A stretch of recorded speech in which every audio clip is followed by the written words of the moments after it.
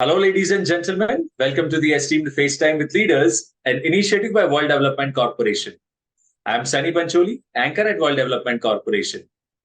FaceTime with Leaders is a platform for industry titans to share their experiences, thoughts, ideas, and best practices in order to inspire one another and future leaders. In a nutshell, we attempt to encapsulate the multi-decadal learnings acquired by these industry leaders. We also hope that by conducting these FaceTime with Leaders interviews, we can bring together a global community of eminent personalities. By bringing together such visionaries on one platform, we hope to play a part in inspiring the lives of other leaders. Great learnings from great leaders undoubtedly assist everyone by identifying, nurturing, and using the trade secrets that are proven success formulas for many. And this is what we aim for with these sessions by making them a gathering of industry stalwarts and a knowledge-sharing community. We have one such industry giant on FaceTime with Leaders with us today, Dr. Uma Nambiar. With a profound understanding of healthcare systems in India, Africa, and Sri Lanka, her career has been marked by exceptional accomplishments and contributions in the healthcare consulting, healthcare administration, and neurosurgery domains. Dr. Nambiar's expertise spans strategic planning and implementation, digital transformation, healthcare policy review and design, commissioning of new hospitals, capacity building, healthcare quality enhancement, and the integration of information technology into healthcare services. Her excellence in the field has earned her the position of CEO in 4 medical institutions, regional directorship, and independent directorship roles, along with numerous accolades for her exceptional service. Welcome to FaceTime with Leaders, Dr. Uma. Thank you. Thank you for having me here. And of course, you have described me with, as a giant and all that. So please, I'm not any giant, just an ordinary healthcare worker, just happened to be at certain right places at the right time. So, yes. All right. So to begin with, could you let our viewers know in brief about your career journey so far? Sure, I can. So, so typically, if I was to describe my career, or I would say my life, I'm like, 60 years plus, right? So I would do this in 20. I could easily do that. So first 20 years of education, broadly. The next 20 years, medical professional, hardcore neurosurgery, surgery and neurosurgery. And then transformed to healthcare administration and a larger advisory roles. So there are 3 different, I would say, chapters. And so the last 2 decades, 2 buckets are of professional life. So typically, as in any medical professional's life, you're an idealist, you're very, very this thing about individual patient excellence in learning, and neurosurgery is a skill-based, learning. And therefore, obviously, I subspecialized in neurovascular as well as neuro-oncology, surgical neuro-oncology, and further into, pediatric brain tumors and spinal cord tumors. So that is how my life was. And life is all about being in the operation theater all the time, being in the ICU the rest of the time. And really, but at this time, and when I also saw what happens to a lot of other patients. So this was, of course, we have a very tunnel vision when we come into subspecialties, in the sense that, a knee specialist looks at the knee and not at the patient, and so on and so forth. So for me, it started to be like all about brain tumors, spinal cord tumors. And, then I realized that if you look at healthcare overall, there's so much more that we should be taking responsibility for. And as a surgeon, I could just do an impact of 1 patient at a time. And there's just so many other illnesses, and the cost that, was incurred in treating these patients, when you compare with, relatively low cost treatments for a lot of other things, and also larger public impact of, what wellness and healthcare delivery could be done. And I thought that I wanted to increase my area of impact, let's put it this way. And therefore I decided, okay, so that was one. Another thing that I felt which was happening was that the trust quotient between the doctors or the healthcare provider community and the patient community has been reducing over a period of time. And what we grew up with was not what we were working with. And it was steadily deteriorating because of various factors, whether, it was lack of proper communication or, a lot of, I would say, rumors or misinformation and all of that stuff. And in this, if we have to, if you have to change that, you need to be at a place where you can make a larger impact. So this also needed to be improved. So these are the two major reasons why I thought I should, make that change and impact. And just as a lark, while I was setting up my department of neurosurgery in Delhi, I also had this opportunity. I was very close to North Campus of Delhi University. And because I had some free time in the evenings, so, sham ko kuch to karna hai. So I did an MBA, but it was not with the aim of doing administration. It was just because there is something like, what do I study now, kind of a question mark. And then I just did an MBA because I wanted to learn. And so it's one of the things that I have is like, I have to constantly be learning something. Okay. It need not be to do with what active profession I'm doing. I could just be cooking or something like that. So all these things just came together at the same time. My thought of, getting into administration, so larger impact means instead of one, look after the 100 patients under your care in the hospital. So all the patients become yours, larger hospitals. So, government advisory roles and stuff like that. So this is how I started my journey into administration. And also, when you do the same job again and again, like neurosurgery had reached also a point where it was not giving me that rush of adrenaline in the morning that something can go wrong. Because, you start working at a spinal level, roz wahi kar rahe hain. So there were very few challenging opportunities when you start doing the same job, day in and day out. So so all this said, okay, now shift gears. So I shifted gears into administration. Then I have more number of patients I was responsible for. I was responsible for ethical communication between doctors and patients. And at least within my own sphere of influence, you can't change the world, but you can change the world in which you live, at least the world that surrounds you. So I just, started like that. So that's what the last 20 years have been, where I've done, multiple things. And there are so many new things are happening that I still continue to do. And today I am in charge of setting up the hospital medical research institution at the Indian Institute of Science, which is actually to take the delivery of healthcare to the next orbit. And it's probably one of the most prestigious project perhaps in the country today, because it's going to change the way we teach doctors, the way we'll create clinical scientists, the way we'll, promote innovation and research. Because in India, if you see healthcare delivery, we know globally we are quite good. Pharma industry, we are globally well known. Digital technology, we are very well known. But what we are not known at all for is medical tech and innovation.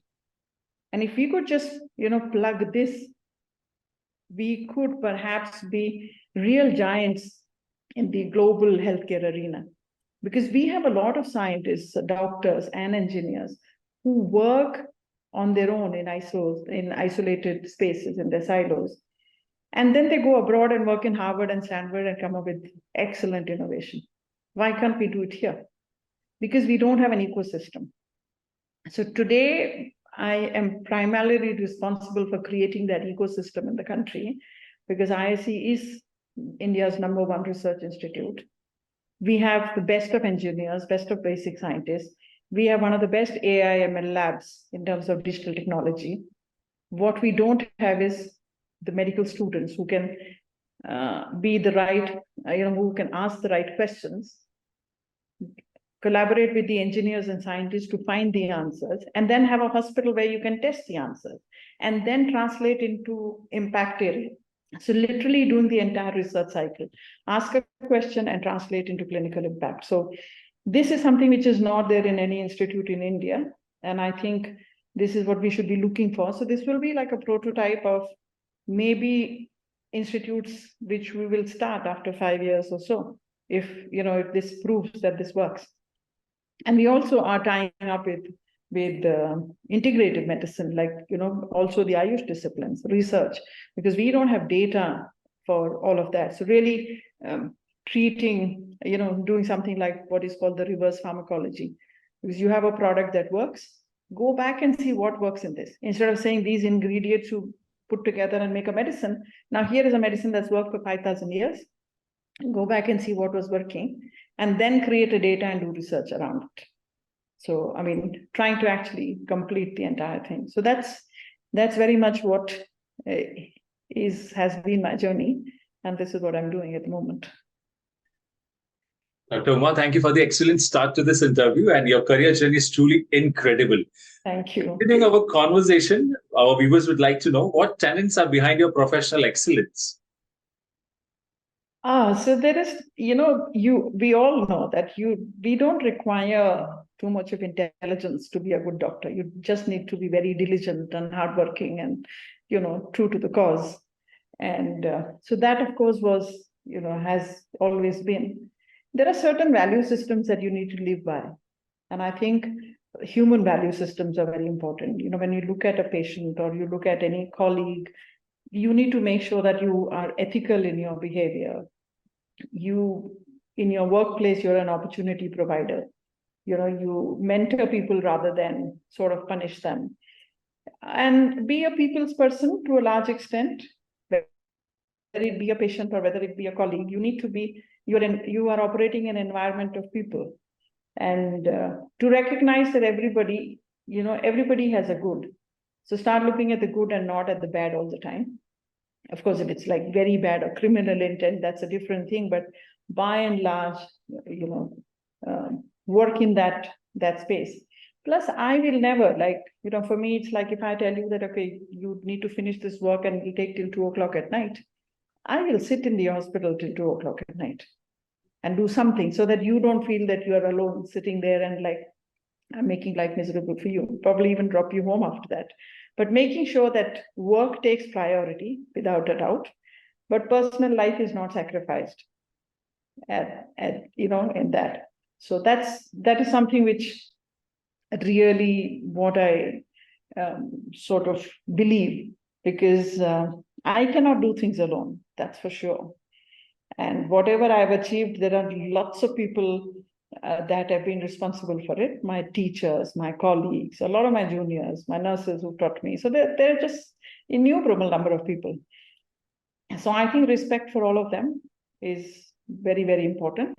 And keeping a very ethical, part in every transaction has to be ethical, whether it is just speaking to people or it's an actual transaction of a material kind. So that's, I think, more or less what drives what I do. I don't really like to complicate with too many things. Just have 1 or 2 of these values, just make sure that you're right, then more or less you'll be right. Absolutely. This will sound very naive of me to ask you, but have you watched film Munna Bhai MBBS? Yes. So while we are having this conversation, it just reminded me of that typical dialogue that was very famous from that film. कि कोई मरने की हालत में रहा तो form भरना जरूरी है क्या? All right. Okay, let's. लेकिन ये जरूरी नहीं है कि उसके पीछे पड़ के उससे form भराओ. I mean, I have filled forms for many of them because you don't ask the relative कि तुम अपना नाम पता भरना शुरू करो, right? You do that job for them, and then they just have to sign or something like that. I mean, so yes. Absolutely. All right. So let's move ahead. And building on to the previous conversation that we were having, our viewers would like to know, you have been honored with several awards and accolades. So which of them do you regard as your best achievement? So, each of the awards that people give you, if I recognize somebody, it is for that moment for a particular task, right? So they are very momentary, if you ask me. And I don't really set a score by the awards too much. But what really makes me happy is if my patient is calling me for their wedding or their son's wedding, I'm extremely happy. If the students I've taught become a CEO or a CEO, I'm extremely happy, right? For me, that's more rewarding because it gives me a sense of happiness. when you go collect these certificates or medals and you set up on stage and all that, I think after the tea that you have, after that, you even forget what it was all about because you just back to work. And it's okay to write on your CV and profile and all that because it is what the materiality of our world requires. But beyond that, it doesn't have a meaning. I mean, I don't look at it. I mean, I've never worked because somebody has to reward me for it, because I have my own, methods of self-gratification, let's put it this way. And I'm extremely happy with helping people out to realize somebody else's dream. If I can help, I mean, I'm there to help. And it gives me a great pleasure that I can do something for somebody. So that is what is rewarding for me. Amazing. Amazing. So now that we have discussed your career journey, your professional pursuits, roles and responsibilities, let's move ahead and let's talk about this corporate governance in ESG. Mm-hmm. So here is my next question to you. As a board member, do you believe that the current corporate governance framework offered by the government of India is supportive of the fabric? Yes. So, I have been on the board of like some organizations for the last 6-7 years, and some of them abroad where you don't even have a corporate governance framework as such. And I used to when I first got the opportunity, I didn't know what I'm supposed to do, because what I had seen was like some of the boards where I had gone to present few data or anything. I used to think it's all about coffee and kaju biscuit and all that, and then you come out, right? Not much. And I also did not see a lot of serious involvement.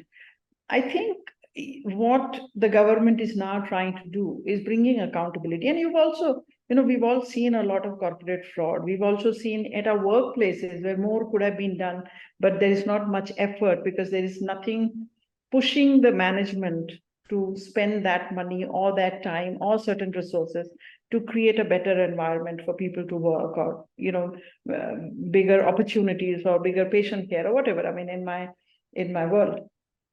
And then I read about what the board members should do, and then I started to attend certain classes and to understand wherever I could get an opportunity.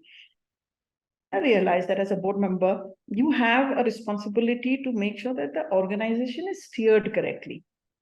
It is meeting the objectives for which it is set up. There is no fraud happening, or it's not, you should be able to look at it from a different lens to just see, I also have to see under the surface. There is nothing which somebody is trying to hide under, other documents, just so that some fraud can be perpetuated, at least as much as we can. And we have to make sure that if there are, if it's a company where there are multiple shareholders, that somebody is not taking advantage of the investment that a shareholder has put, because somebody has an expectation from a company, right?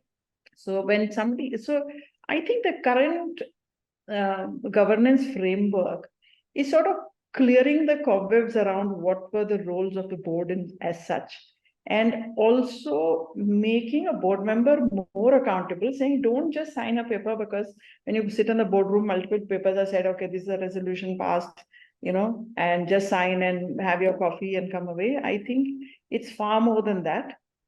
And that accountability which comes, and I feel that everything that we do, we should be accountable for what we do. So it's because it's not that somebody has said and we sign. It should be because we feel that it is right to sign that document. And I think that in that sense, I truly believe that it is more empowering. At the same time, you also are held accountable. And both ways, it is much better. There's a clarity, if you ask me. Maybe 8-10 years ago, that there was a lack of clarity in certain roles, and it was just looked at as something like you have arrived, you become a board member. So, abhi wo nahi hai. You have to be seriously looking at it. And it's not just a position statement that I'm a member on the board of such and such a company. We should not be taking it like that. Absolutely. So before we conclude our discussion on this particular subject, I would like to quickly ask you, as an ESG and corporate governance expert, what values do you put forth? So when I mean, obviously there are certain hard aspects and there are certain softer aspects. So let's look at what I would look at a hard aspect. Like I would certainly look at wastage of resources, how much waste an organization is creating, energy conservation, and what are the how much water they waste, or what are the newer, there are newer tools that they use to limit the waste and all of that stuff. So those are very hard things. You audit all these things and you figure out and you correct all of them, and you tell them what corrections they should do, and look at the long-term advantage, look at the benefits on all of that stuff.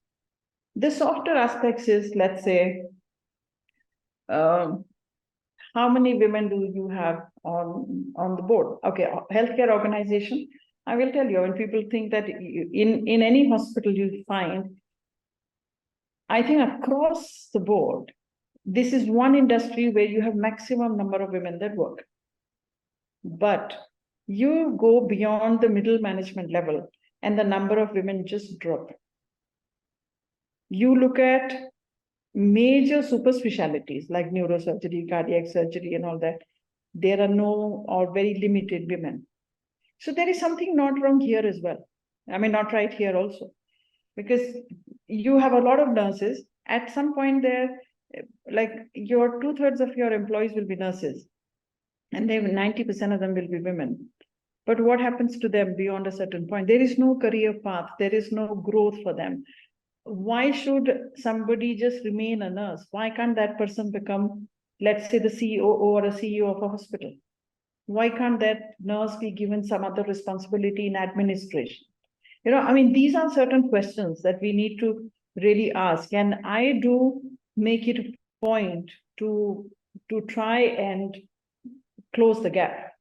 I mean, I have put enough nurses on a leadership role who have reached the COO position. Okay, but you have to fight with a lot of people to really get that point across. But if you're a member on the board, you're taken more seriously. Then it becomes a directive from the board that, okay, this is what you need to do. I need you to find out and develop these people. I mean, it's something like that. So I think some of these softer aspects are extremely important. Similarly, I mean, you also for the vulnerable population that comes to you, you need to make sure that your hospitals are more friendly for older patients. You provide them service at home. You try and go out of the way, go the extra mile to see that if there's old patients, old parents of somebody sit at home, they can't come to the hospital. I mean, we can always provide services, and today with technology we can do a lot more. So, I mean, these are some of the, I would say, very, very soft aspects. While I was, even as active as a neurosurgeon, I used to very much talk about all the organ donation and all that and educate people on that. Talk about living will to the patients, say brain tumor patients, that they will say certain types of tumors. They know that even after surgery, there will be recurrence after, let's say, 9 months, 1 year, 1.5 years. This was a time when I used to prepare the family, saying how can this person be very useful to 6 others, and get these people to do living will, so that when you come back with the recurrence, it should not be taken that you've done this, or the family should know that it will take time for the postmortem to harvest the organs. Don't be in a hurry ki, I have to go to the funeral home and I have to finish the task of burial and all that. No, these are the challenges. So if you prepare them beforehand and all that, so these are all the softer aspects that you must, this is also our responsibility. And I feel that all that as a person who works in the hospital, and then as a board member, to say that hospitals incorporate some of these things, occupation safety, our responsibility of generating waste. Hospitals are one of the biggest waste generators, again, dangerous waste generator, radiation safety, biomedical waste, community related, impact because of the biomedical waste that we generate. So these are conscious things that you have to be making sure there is no shortcut that organizations are adopting, saying कि इसके लिए कोई regulation नहीं है. So I have, in some of the hospitals that I've advised, we use CM, which is a X-ray machine, which is portable. You can take it to various rooms. So in operation theaters and all, we use, and many hospitals, they will not do anything to protect radiation exposure to the people in the corridors by making radiation safe walls or doors and windows. And they'll say, oh, because the Atomic Energy Regulatory Board has not laid down any criteria. Okay, but they don't understand the logic why AERB doesn't do it. They don't do it because it's a portable machine. You do X-ray in one room today, in another room tomorrow. You can't have every room in the hospital radiation safe. But in places where you do it day in and day out, like operation theater or gastroenterology suite, you're doing it every day. There you must have, because otherwise who's getting exposed? My staff that is sitting next door. Who's responsible for them? I know. Nobody knows that I'm responsible for it, and nobody thinks that anyone will know. So my, submission to these people is that, like, and also, like, if you as a board member, if you know all these things, you can audit and you can say, please correct it, because this is what people are doing. Usme paise kam kharch hote hain. You save money and all of that stuff. For saving a small amount of money, you're putting at least 10% of your people who are working in the OT all their lives at risk for developing either cancer or sterility or infertility, whatever. And that's something which they will not know today. They'll know after 20 years. And neither I will be there, nor the person who made the hospital will be there, but they will suffer, right? So I think we have to, use our logic and use our knowledge. When we are in positions of power and responsibility, it's not power alone, but it's larger. I would say it's our responsibility that we should have a 360 lens, that we see everything and not just look at one small rule and say, because the regulatory authority did not say it, I need not do it and save money. So I think we need to say why they haven't said it. We know radiation causes all these things. So similarly, there are multiple such things, because a healthcare industry has a lot of such, hazards which are at workplace. So we need to understand and maybe allow people to, educate people. I would say as a board member, you educate people as well. Not only you tell, take them to task, but you also educate them on these reasons and stuff like that. Many people don't know, but ignorance is not a reason for not doing things right, isn't it? So yeah. So look at all aspects of what is your, ESG goals and go beyond it. I mean, look at people first. Look at impact on your people. Look at impact in your community, and see that whatever you are doing which is adversely impacting the lives of people around you, I think you have to be responsible to correct it or minimize it. Thank you for sharing such insights on this particular subject. And I completely agree to you. Strong corporate governance is the backbone of sustainable growth. All right, since we talked about technology and how it impacts your profession and our personal lives as well nowadays. So here is my next for you.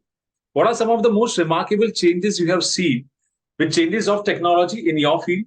And what changes do you expect to see with the advent of technology like IoT, AI, ML, blockchain, big data, Web 3.0? Yeah. So we all know that, every industry is more or less undergoing, digital transformation. So digital as a technology, which I tell everybody, it is not industry specific. It is completely an industry agnostic tool. And we've seen how our railways have become better, how our travel is so easy, everything is on a palm top.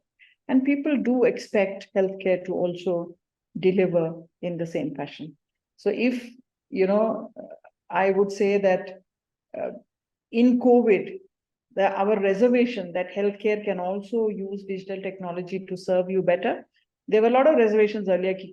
unless patient goes to the hospital, how will the doctor touch and feel? And, without that, diagnosis cannot be done, treatment cannot be done. So although technology was there for a long time, COVID changed the perception of how it can,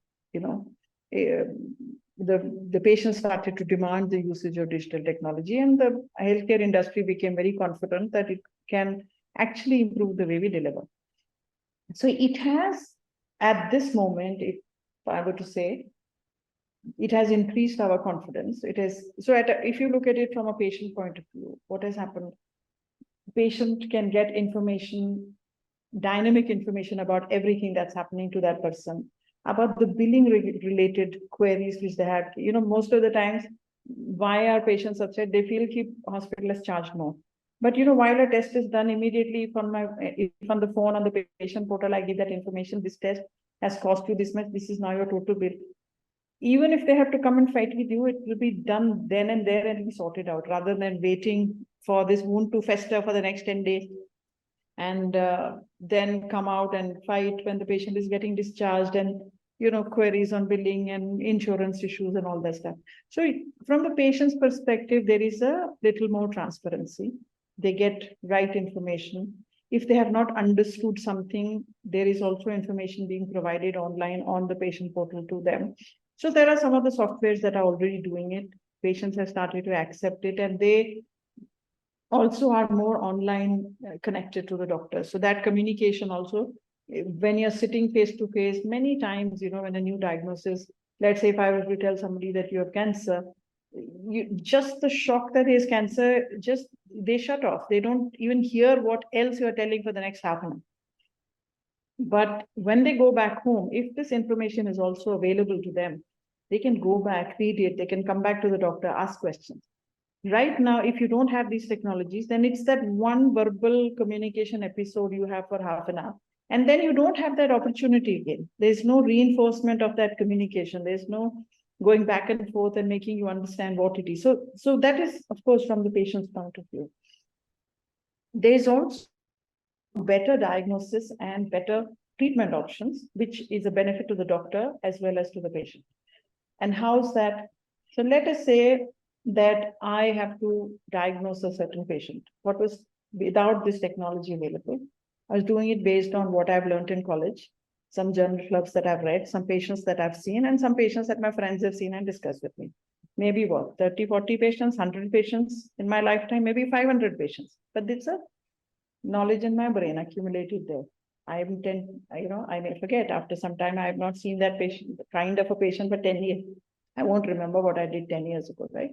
I'll have some limited information. But today, it's all available, stored online. The decision support that, based on certain AI algorithms that the computer, the EMR systems are going to throw at me, is based on data of millions of patients, stored not in the brain of individual doctors, but from the brain, it has gone to the computers, and it has gone from so many doctors. So when I now see a patient, I have this data, which is, been, let's say, worked upon and analyzed, which is like, well, let's say millions of patients of a similar kind. So I know what is the best treatment. So I am also more empowered to get better treatment, and I don't have to remember junk data in my brain all the time. Earlier, so if you forgot, you forgot. But now it's available to you online. And so you can use your time for better things to do. So you have less stress, you make less mistakes, you give better treatment to the patient, you're more confident, and you spend more time with the patient. The nurse spends more time with the patient because she's assisted by all these, for safe medical administration, you have barcoded medicine, she barcodes, she reads, barcode scanner she uses to give medicines to the patient, making sure right medicine goes. She's not worried, that kind of stuff. So from that, immediate healthcare delivery has really, it's like there is just so much time you save, you're less stressed, you're more accurate in your treatment, and you can give a better, care to the patient. But it also has other advantages, which is for big data, for population health. Today, what happens? I have a clinical treatment protocol I use, which is based on the studies in the West. Now, if I have all this data available on so many patients in India, we do the analysis and we say for a particular disease, for a particular genotype or particular ethnicity of an Indian population in a particular area, this is the way this disease is behaved. This is a treatment that works well. So we can make our policies and protocols to make sure that our patients get treated based on our characters, characterization. Each population has its own genotype and phenotypical behavior. So if you add all that, and if this is, so we have then better protocols. What we will also have is this data can be used by the government to make the right policies. Currently, what will happen? Let's say the leprosy control program has X number of drugs to be given, so X number of tablets are come. What they will do? Acha, 100 primary health centers mein sab mein de do 10 program, right? There may be no epilepsy, no leprosy in 90 of those. What will happen to those medicines? Getting wasted there, getting expired there, not be used. In the other 2 centers where actually the medicines could have been used, we have a shortage of medicine. So if you use the big data correctly, so of course the caveat here is that data should be captured accurately and on site, and that's a different journey altogether. But let us say it is all done accurately and we have it available and we have mechanisms to analyze it, then would not the world be a better place? If we had used digital technology, which was already existing before COVID happened, would so many patients die? Or would so many patients have died? No. Would we have treated them better? Would we have supported them better? Yes. So I think the whole concept of collaborative care, more informed care, sharing information, more about, working as a team, it's all possible because of, the use of digital technology. So, yeah, and I'm a great believer in this technology as a, of course, I feel that this is the one way to improve the, ethics and transparency in medicine, which will take us back to the idealistic world of when patients and doctors were different animals, not the way we are today. So, yes. So that's my belief in, digital being the tool of empowerment. Absolutely. Absolutely. All right. So, Dr. Uma, this brings us to the last question of the session. And here it is. We are building a community of industry magnates. The move is meant for cross-pollination of knowledge and building a knowledge-sharing community of corporate giants and industry experts. So, what are your thoughts about these initiatives taken by Mr. Zishan Pathan, Mr. Heval Mehta, and the whole team of World Development Corporation? So, my belief is, and because I'm a big believer in, teamwork and learning from each other and learning constantly, I believe that such communities are extremely helpful.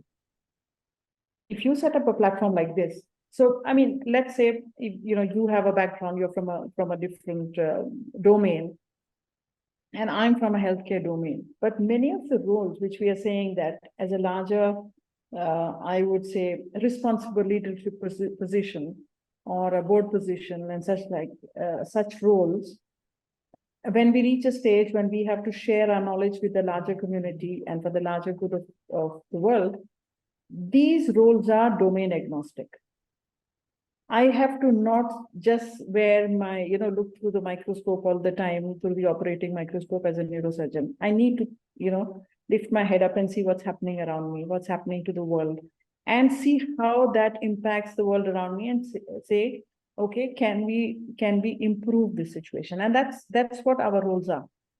We need to learn from each other. So if we make a community where we have an opportunity to learn from people who may have grown up in a specific domain. See, at this stage in life, the domain that you garnered your skills in is probably just a road to lead to the common point. We all took multiple roads, and those multiple roads are the multiple skill sets in which we are specialized, because you can't specialize in 100 skill sets at the same time. At the end of the day, we are all reaching a stage where we have positions where you make an impact on the society. not by the skill that you learned, but your overall growth and development, and overall growth and development as a person, how you have preserved your value systems, how you have augmented your value system, looking at some other people or learning from others. So when you need to be in that environment, you need to be with people who think like this or from whom you can learn. So that's the platform that I feel is there. Similarly, when the industry, so if a particular, let's say a hospital industry, needs to go on a journey of digital transformation, because we just discussed this, so I can, use that example. Whom would you learn it from? Because people are scared, doctors are scared, patients are scared. I would want to have a banker or a telecom person or a travel industry person on my board who have actually done this digital transformation journey 10, 20 years before I did. Will we be making the similar mistakes? Yes, because as I said, it's not an industry, it's an industry agnostic tool. So our failures would be similar. Why not learn from somebody who's done it before? Instead of, and then telescope our journey of transformation with their help. So why should I have only healthcare people on the board of a hospital? Right? So similar things. So, I mean, I feel that this is like creating an environment for leaders to learn from each other, where at some point of time we feel, where do you learn from, right? Because after some point, there is no structured training program. You have to learn from looking at other people's behavior. You have to learn from other people's achievements, or looking at how they conduct themselves. And I think that's important to have that, I would say, circle, built in. And so it's a professional circle of a different kind, but I think that's very, very, very important, because people then will nurture each other and learn from each other. So I am a strong believer in creating such forums, and because I believe that I have to learn from people. So, yeah. Great. It was fantastic conversing with you, and I'm confident that your insights will inspire future leaders. Thank you, Dr. Uma Nambiar, for joining us today. Wish you the best for your future endeavors. Moreover, trust that this initiative by Directors Institute has unquestionably expanded the participants' understanding and enriched their minds.